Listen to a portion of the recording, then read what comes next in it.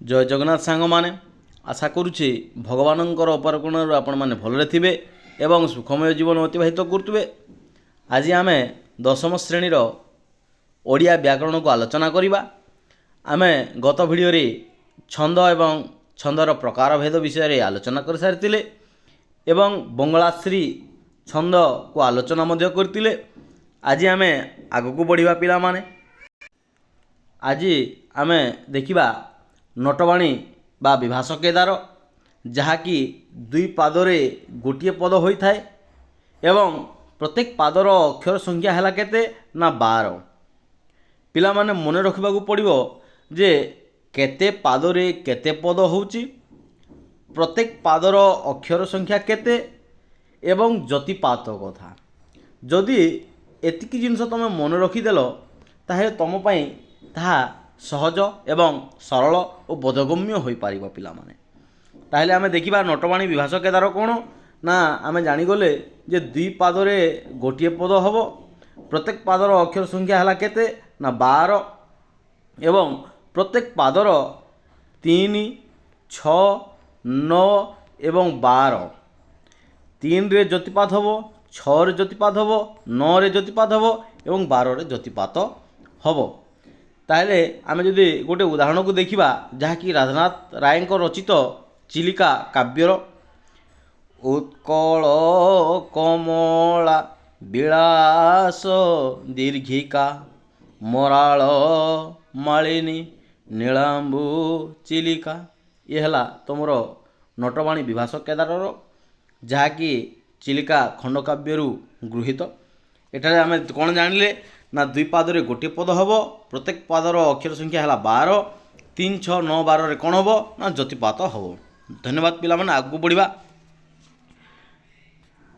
जे देखिबा एबे रामकेरी। रामकेरी दुई पादरे गोटे पद हम, प्रत्येक पादर अक्षर संख्या है केते ना 16। प्रत्येक पादरे केते अक्षर थिबो 16 हेले दुई पादरे केते हे जिवो 16 16 मिसी गले केते 32। टोटाल अक्षर संख्या केते हेबो पिला माने 32 है कि नहीं। एवं प्रत्येक पादर 9, 11 एवं 16 ज्योतिपात हम। 9 रे 11 रे एवं 16 रे ये तीनोटी कौन हम ना ज्योतिपात हम। 9 रे हम, 11 रे हम एवं 16 रे हम। देखिबा पिला माने आमे जदि एग्जाम्पल को अनुसरण करवा ताहले जानि परिबा। कला कलेबर कन्हाई ये गला 9 अक्षर एटा ज्योतिपात है। संगे रोहिणी सुत करंती मथुरा विजय दांडे देख संगात। एटारे जदि आमे देखिबा कौन हम ना ये जो 9 नंबर अक्षर रहिला ई एठारे ज्योतिपात होइची। संगे तार अर्थ है 2 9 2 11 हो गला। 11 एवं केते ना 5 आमे जानिछु 9 रे ज्योतिपात हम, 11 रे ज्योतिपात हम एवं 16 रे ज्योतिपात हम। अर्थात कला कलेवर कन्हाई ये है 9 अक्षर संगे हो गला 2 नंबर जहाँकि 11, रोहिणी सुत ये हो गला 16। 9, 11 एवं 16 रे ज्योतिपात हम, दुई पादरे गोटे पद हम, प्रत्येक पादर अक्षर संख्या है 16 जहाँकि भक्तचरण दासंक रचित एटा गोटे उदाहरण।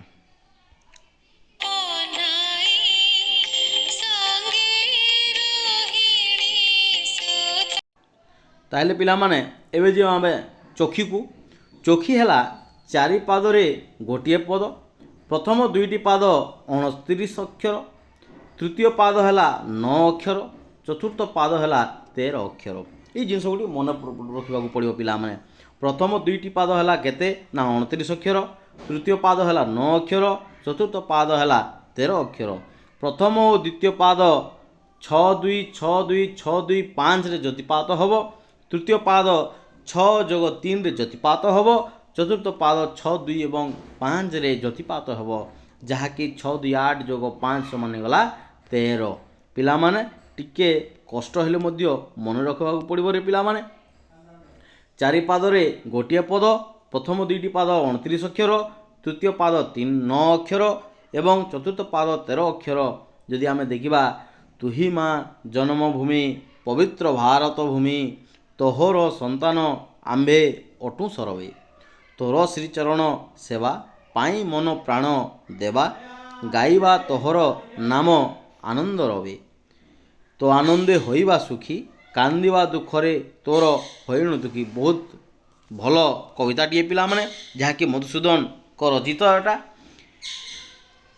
ଟିକେ ଓଭରଲୁକ୍ କରିଦେବା ପିଲାମାନେ। ଏହା ହେଲା ଚାରି ପାଦରେ ଗୋଟିଏ ପଦ, ଦୁଇ ପାଦ 29 ଅକ୍ଷର, ତୃତୀୟ ପାଦ 9 ଅକ୍ଷର, ଚତୁର୍ଥ ପାଦ 13 ଅକ୍ଷର, 6 + 2 + 6 + 2 + 6 + 2 + 5 ସମାନ ହେଇଗଲା ତୁମର 29, 6 + 3 ହେଇଗଲା ତୁମର 9, 6 × 2 = 5 ହେଇଗଲା ତୁମର 13। ଠିକ୍ ଅଛି ପିଲାମାନେ, ଯଦି କିଛି ଅସୁବିଧା ଥାଏ ନିଶ୍ଚିତ ଭାବରେ କମେଣ୍ଟ ମାଧ୍ୟମରେ ଜଣାଇଲେ ଆମେ ତାର ସମାଧାନ ନିଶ୍ଚିତ ଭାବରେ କରିବୁ।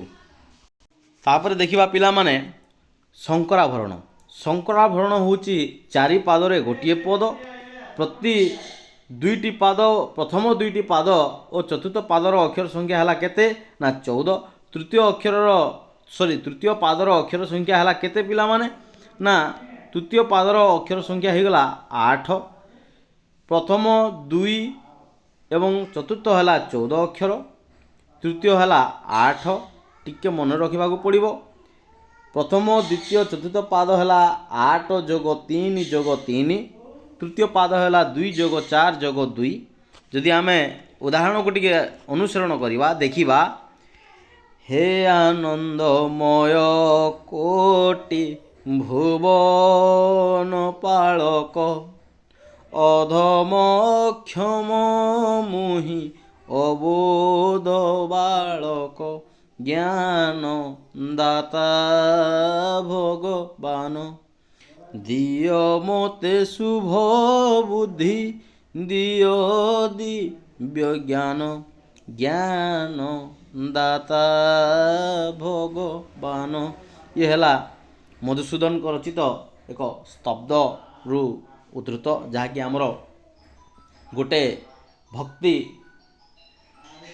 ପଦ କହିଲେ ମଧ୍ୟ ଅତ୍ୟୁକ୍ତି ହେବ ନାହିଁ, ଯାହାକି ଭଗବାନଙ୍କ ପାଇଁ ଗୋଟେ ଜଣାଣ ବୋଲି ମଧ୍ୟ କୁହାଯାଇପାରେ। ପିଲାମାନେ ଏଠାରେ ଗୋଟିଏ ଜିନିଷ ଜାଣିବାକୁ ପଡ଼ିବ ଯେ ଚୋଖୀ ଏବଂ ଶଙ୍କରାଭରଣ ହେଉଛି ଚାରି ପାଦରେ ଗୋଟିଏ ପଦ, ନହେଲେ ଯେତେଟି ଆମେ ପଢ଼ିଲେ ସବୁ ଦୁଇ ପାଦରେ ଗୋଟିଏ ପଦ। ଖାଲି ମନେ ରଖିବାକୁ ପଡ଼ିବ କ'ଣ, ଚୋଖୀ ଏବଂ ଶଙ୍କରାଭରଣ ହେଉଛି ଚାରି ପାଦରେ ଗୋଟିଏ ପଦ ଏବଂ ତାଙ୍କର ଜ୍ୟୋତିପାତ ମଧ୍ୟ ହେଉଛି ଭିନ୍ନ ଭିନ୍ନ ପିଲାମାନେ। ତେଣୁ ତାକୁ ଟିକେ ଭଲକି ମନେ ରଖିବାକୁ ପଡ଼ିବ ରେ। ତ ପିଲାମାନେ ଆଜି ପାଇଁ ଏତିକି। ଧନ୍ୟବାଦ। Thank you to all. ଯଦି କିଛି ଅସୁବିଧା ଥାଏ ନିଶ୍ଚିତ ଭାବରେ ଆମର କମେଣ୍ଟ ମାଧ୍ୟମରେ ଜଣାଇଲେ ଆମେ ତାର ସମାଧାନ କରିବୁ। Thank you to all.